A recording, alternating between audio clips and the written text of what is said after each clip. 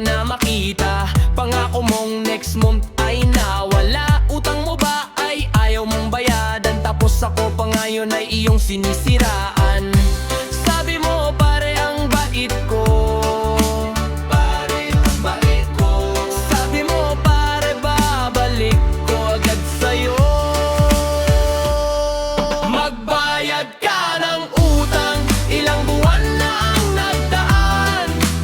Utang ina ka, utang ina mo. Magbayad ka ng parang mo.